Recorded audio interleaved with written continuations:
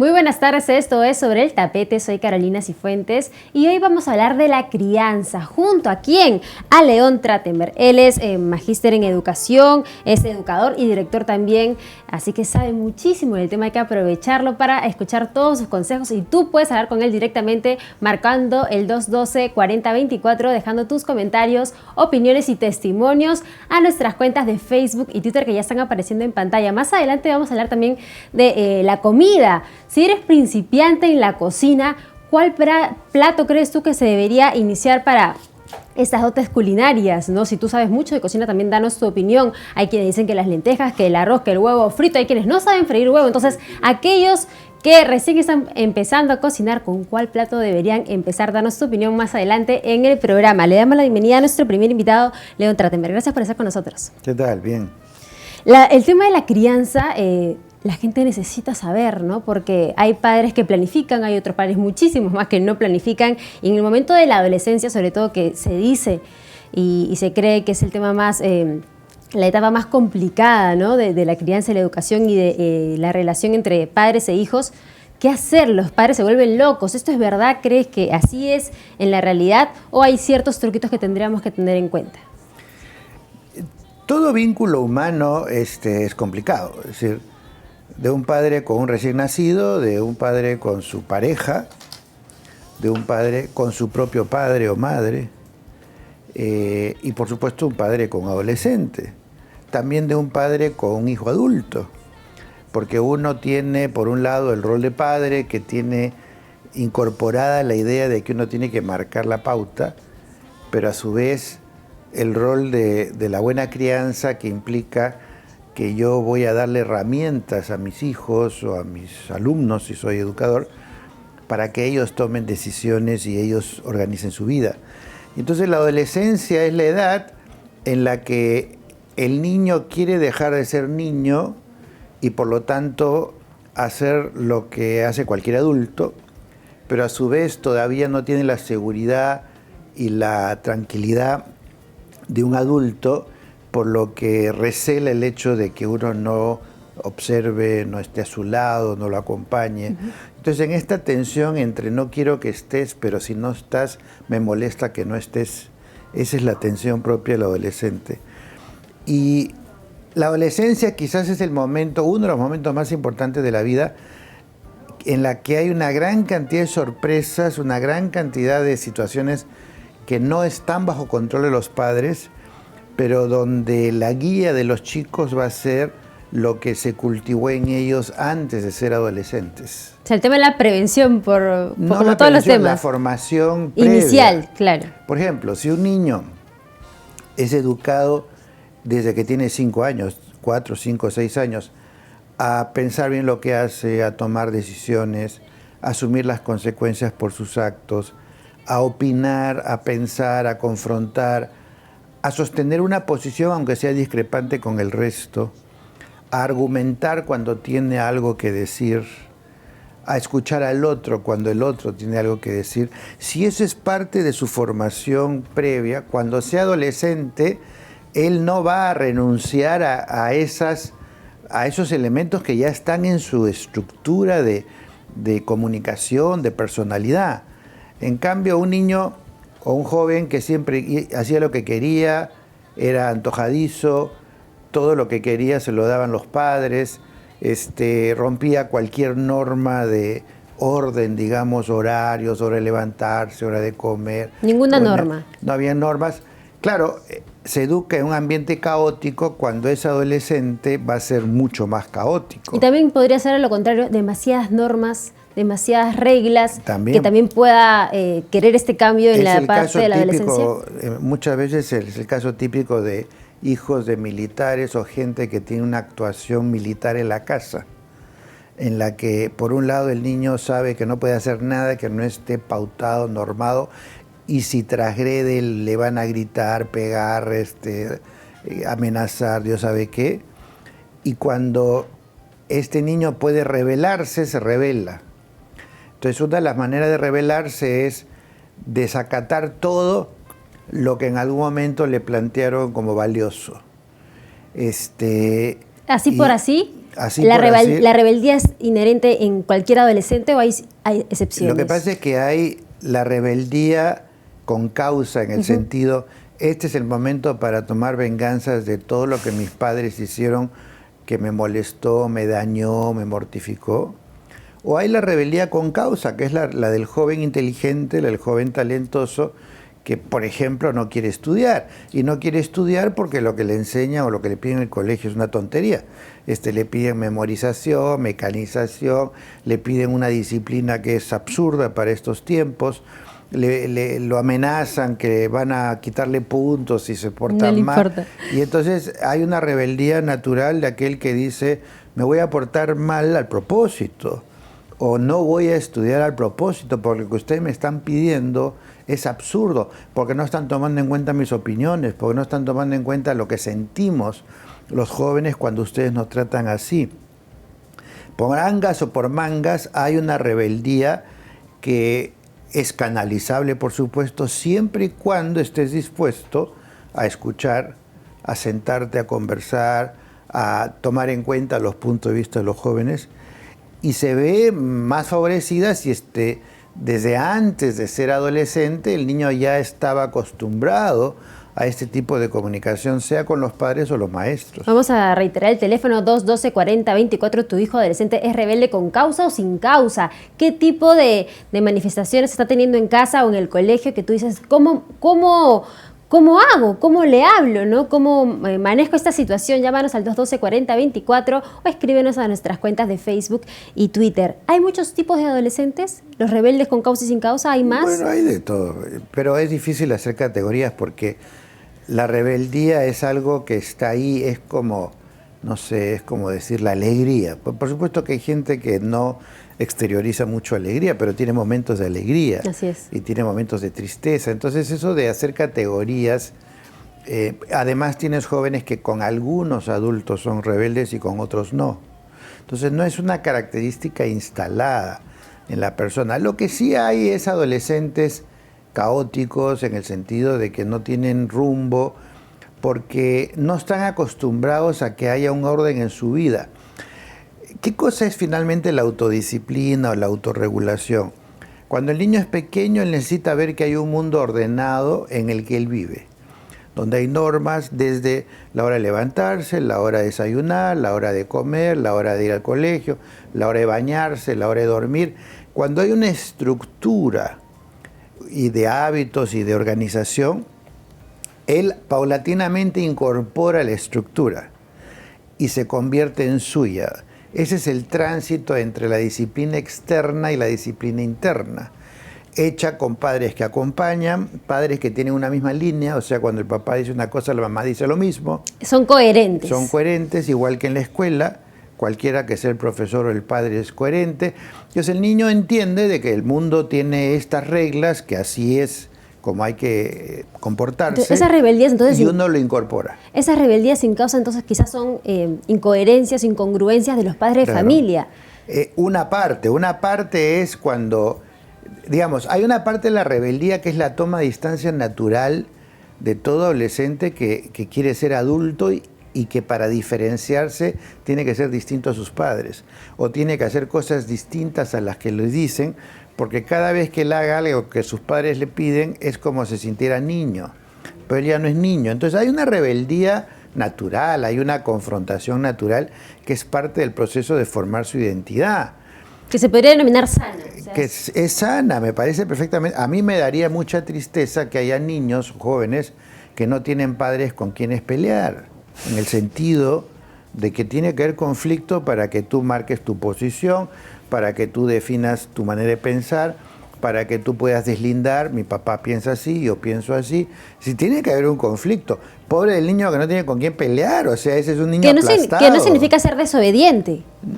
Bueno, depende a qué le llamamos ser obediente. O sea, porque hay padres que quieren que justamente el chico bueno, la crianza positiva es que el hijo haga todo lo que el padre le dice porque así tiene que ser. Pero ahí está violentando la autonomía del niño, porque si yo tengo que hacer lo que él quiere sin que yo esté convencido, entonces están pidiendo un sometimiento que no puede durar mucho en la vida, salvo que yo me convierta en un esclavo. Porque tiene que haber un momento en que yo solamente me someto a mi voluntad y no la de otros.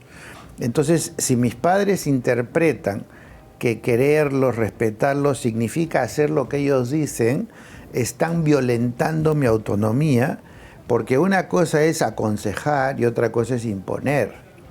Y cuando uno aconseja, uno tiene que estar alerta a la posibilidad de que no te hagan caso. Pero eso no quiere decir que debes dejar de aconsejar, pero tampoco quiere decir que tienes que castigar cualquier cosa que tu hijo hace diferente. Por ejemplo, si yo pienso que no es bueno fumar, entonces yo le voy a tratar de explicar a mi hijo, en este caso a mis nietos ya, que no es bueno fumar por las razones tóxicas que conocemos. Pero yo tengo que asumir de que puede ser de que él decida fumar, porque él tiene que corroborar, digamos, su propia teoría de que fumar hace daño. Y puede ser que le tome un tiempo. Entonces, hay padres que dicen, bueno, ya que va a fumar, que fume delante mío. Okay. Y hay otros que dicen, no, si quiere fumar que se esconda, que se escape, que vea dónde, pero no delante mío. O no en mi casa, como muchos. O no en mi casa, porque ahí uno está marcando su territorio, ahí uno está le diciendo, para mí esto no está bien. Si tú no estás maduro suficiente para entenderlo y asumirlo, bueno, hazlo por tu cuenta, pero no acá. Porque si lo haces acá, me estás ofendiendo o estás insultando a quien es el responsable de fijar las normas de la casa, que es el padre, en tanto el hijo sea menor de edad o esté bajo el cuidado de los padres. O sea, el papá no puede evitar que su hijo haga determinadas acciones. No puede. Lo que puede es entender de que no siempre los niños tienen la fuerza, así estén de acuerdo con la idea de no fumar, de no fumar. Y por eso decía yo de que es importante que los niños estén preparados de pequeñitos a tomar posición, a defenderla y a enfrentarse al grupo, porque muchas veces estos chicos fuman o toman o se drogan porque es parte de la regla del grupo, porque es la presión del grupo. Pero si yo estoy entrenado a que si yo pienso distinto, aunque todos mis compañeros estén en desacuerdo, yo digo, mire, en eso no estoy con ustedes, pues podemos ser amigos, pero yo no voy a fumar porque ustedes fuman. ¿Y cómo el padre puede lograr que su hijo tenga esa respuesta? Por eso te digo, eso no se va a conseguir cuando el joven tiene 13 años. Claro. Eso es lo que tú cultivas cuando es pequeñito. Por eso es que los padres que tienen hijos pequeños tienen que estar pensando todo el tiempo que cada componente que colocan en la formación de sus hijos cuando son pequeños va a rendir frutos toda su vida. En la adolescencia, por supuesto, pero también después cuando sean mayores. Todo importa, cada detalle.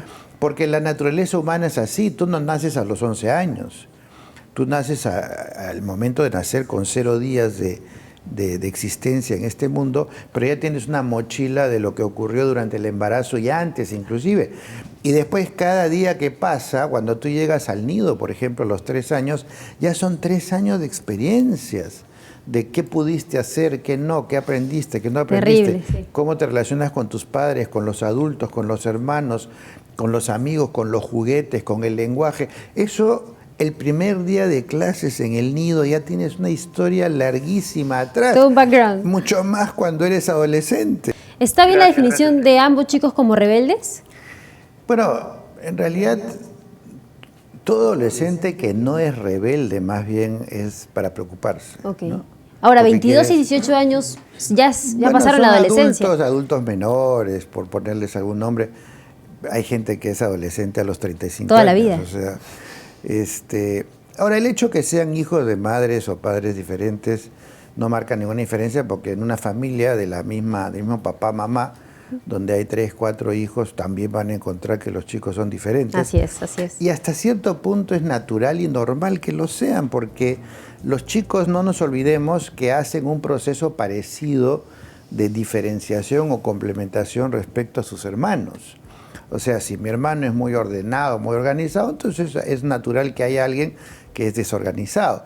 Si mi hermano es muy extrovertido, es natural que el otro sea introvertido, porque muchos de los caracteres de los niños van estableciéndose por diferenciación del hermano o por complementación.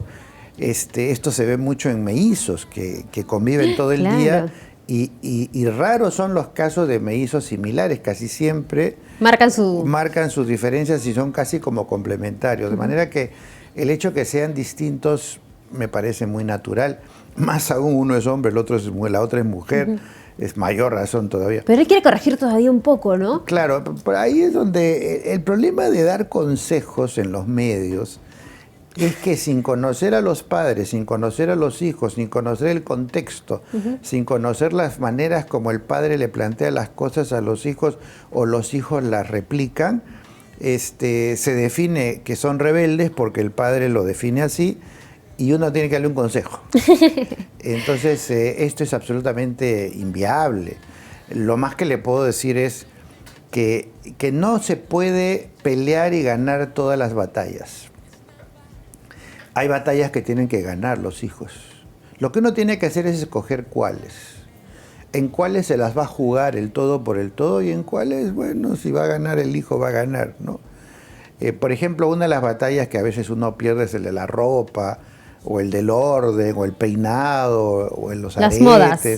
En esas cosas las batallas a veces uno las pierde. Donde uno no debe renunciar es a cosas que uno siente que ponen en riesgo la vida, la seguridad y la salud de los hijos. Creo que ahí hay que dar la pelea hasta el final, pero con inteligencia, porque si asumimos que los jóvenes muchas veces hacen las cosas por dar la contra, tenemos que ser muy cuidadosos de que no conviertan algo que es un valor para nosotros en el motivo de dar la contra. Por ejemplo, el caso de las chicas anoréxicas, son chicas que muchas veces se crían en hogares donde los padres, sobre todo la mamá, le dan tanta importancia a cuidar la comida, a ser estético, linda, a ser estética y todo lo demás, que la niña cuando entra en un conflicto ya de naturaleza psiquiátrico con la madre, lo que va a hacer es tener una serie de fijaciones o conflictos en relación a la comida. Y la comida que se va a convertir en el objeto, que fue convertida en el objeto de amor. Por ejemplo, yo te quiero si es que no comes tanto, si es que haces dieta, si es que tu figura es linda, etc. Y entonces llega un momento en que ese cruce entre la incapacidad de sentirse valorada por otras cosas que no sean su aspecto estético y el conflicto con la madre termina haciendo de la comida, en este caso la no comida, la manera de romper con esta tensión que tiene con la madre. Entonces hay que tener mucho cuidado con esta, esta exageración. Pero, digamos, yo creo que temas como drogas, como seguridad personal, sí deben ser temas donde los padres se la juegan, siempre tomando en cuenta la edad de los chicos, ¿no? y su temperamento. Es un chico con el que se puede conversar, una chica con la que se puede conversar, una chica con la que se puede negociar, ok, yo te dejo esto, pero tú cumples con esto otro. Es decir, hay que tomar en cuenta cómo son los chicos. Tú has mencionado uno de los temas, las batallas, ¿no? El tema, por ejemplo, de la ropa. Muchas veces cuando se habla de la juventud de ahora, las generaciones, por ejemplo, que las chicas usan los vestidos son muy cortitos, por ejemplo, ¿no? Entonces ahí también se le vincula con lo moral. Oye, tienes que ser más recatada, ¿no? Ahí, ¿cómo tratarlo como padres de familia? ¿Qué decir? Ahí también que ganen la batalla y que salgan con cualquier vestido o con un short pequeño. Ese es un típico contexto de negociación. Okay. Regreso nuevamente al tema de por qué la niña quiere ponerse esa ropa. Quiere ponerse esa ropa porque se siente mal consigo misma, porque siente que si no es sexy no la van a incluir, porque está tratando de fastidiar a los padres que saben que quieren que se vista de otra manera, porque todas sus amigas se visten igual y es como un uniforme, ¿no? Cuando uno ve a las chicas en la discoteca parece que estuvieran uniformadas, ¿no? Así es. Todas tienen una faldita hasta aquí con tacos que pues, y comparan y compiten, no pueden caminar y todo. Entonces ahí lo que te está diciendo es hay una presión de grupo que esa niña no es capaz de soportar. Pero en algunos casos puede ser por un sentido estético. Si tenemos una hija que tiene un gran sentido artístico, estético y le gusta sofisticarse con la ropa porque es parte de su manera de expresar su estética, es un valor distinto que el de la niña que por baja autoestima quiere hacer lo mismo que las otras, o porque no es atractiva quiere por lo menos mostrar toda su humanidad para ver si así, aunque sea, los chicos la buscan. Las razones entonces son muy importantes y ahí el padre tiene que investigar, preocuparse, escuchar. No hay remedio. Yo soy enemigo de los recetarios. No hay receta. ¿Cómo puede dar uno una receta a una niña que uno no conoce? Con padres que uno no conoce. Pero algunas veces se dan un poco de generalidades, ¿no? Como las bodas que estás mencionando. Tienen que ver, ¿no?, con la coherencia, tienen que ver con mantener una línea, tienen que ver con una relación con los hijos que denotan mucho amor, mucho afecto, lo que no significa ser concesivo, una educación en la que uno es capaz de negociar con sus hijos, esto sí, esto no, una educación donde hay coherencia entre papá y mamá frente a los temas polémicos del hogar, una educación donde el adolescente ya lleva consigo una serie de herramientas que vienen desde la infancia. Preparadísimo. Entonces ahí sí, pero digamos un niño que no quiere estudiar. Supongamos que tienes un hijo adolescente, 14 años, que todos sabemos que es inteligente, que es muy capaz, que es muy competente, pero no le da la gana de estudiar. Vamos a ir, bueno, el tema de la independencia y los cambios. O sea, finalmente los adolescentes no son los mismos que los adolescentes de otra época. ¿Eso tú también lo ratificas, León? Claro, cada época tiene sus retos, sus contextos y también sus realidades. Por ejemplo, en tiempo atrás, digamos, cuando los niños jóvenes todavía no estaban mayoritariamente en zonas urbanas o iban a los colegios, lo natural era que el niño, el joven, hasta el adolescente se quede en la casa trabajando con los padres, aprendiendo de los padres los oficios. Así es. Que todavía existen en las zonas rurales en el Perú, y entonces el proceso adolescente es muy distinto, porque el niño desde pequeño está asumiendo roles que de alguna manera también ya son roles del adulto, ¿no? Porque está haciendo lo mismo que el adulto. Cuando ordeña una vaca, cuando lleva a pastar a las ovejas, está haciendo lo mismo que su abuelita. Es decir, es el contexto cultural, económico, productivo en el que se cría un niño también va a definir, maneras de ser. Sin embargo, la naturaleza es que todo adolescente en algún momento se desprenda de su condición de niño y se vuelva adulto. En la historia todas las culturas tienen como rituales en los que los adolescentes ya dejan de ser niños para convertirse en adultos de alguna manera. De manera que esa etapa está reconocida como parte de la biología humana. Ahora, por los comentarios que hacía la persona que intervino, parece que sí, es psicólogo o es...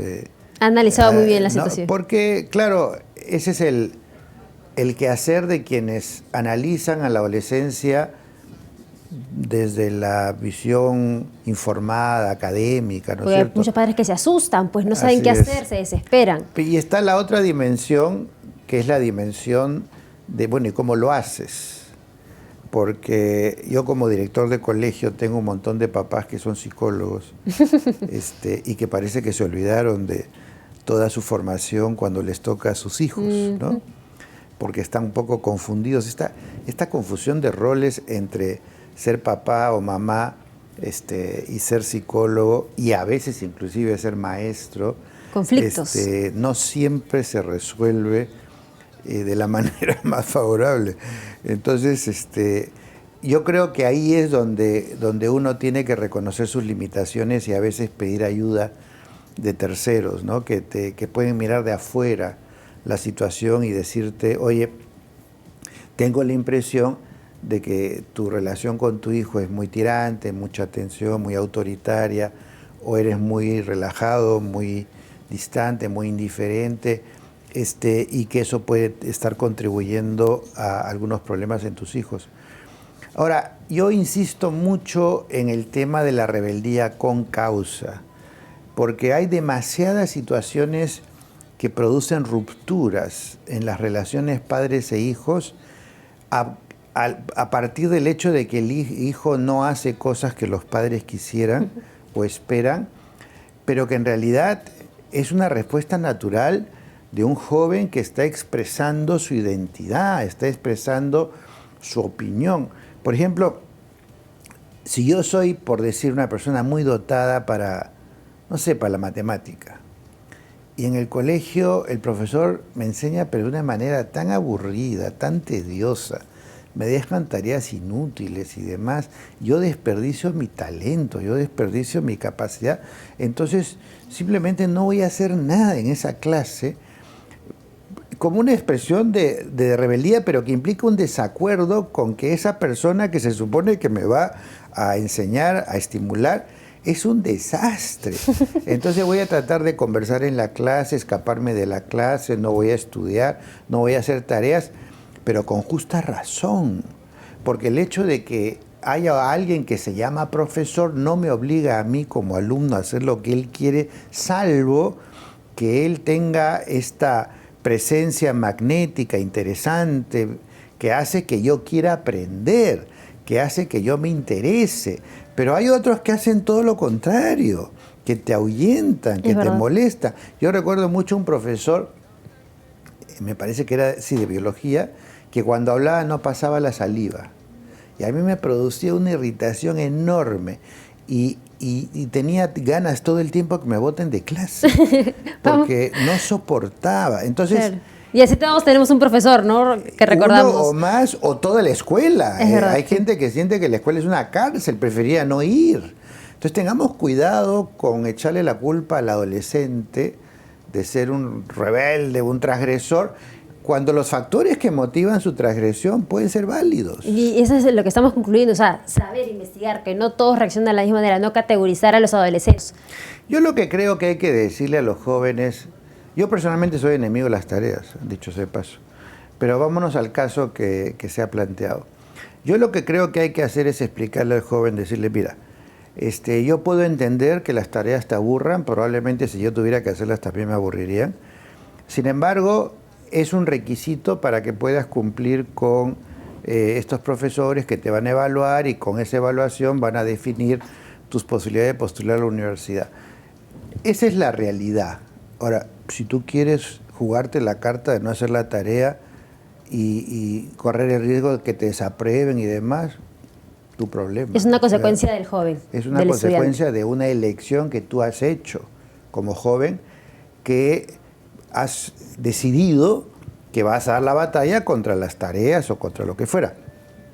Yo como padre le alerto, le marco la cancha, le explico, le puedo validar inclusive su resistencia a hacer las tareas reconociendo que tiene sentido, pero por otro lado le marco las alternativas. ¿Cuáles son las alternativas de no hacer las tareas o de no hacer lo que te piden? Pues la alternativa es que salgas desaprobado, que no entres en el tercio superior, que te jalen, que repitas de año.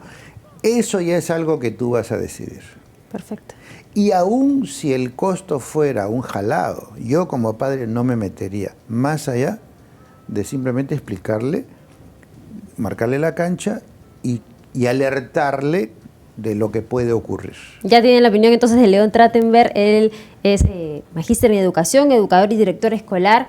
Y ya ustedes como padres decidirán qué hacer al respecto. Bueno, las conclusiones son investigar, saber las razones, esas rebeldías, un poco con causa o sin causa. Gracias, León, por estar con nosotros. La gente, ¿cómo se podría contactar contigo? ¿Dónde te puede seguir?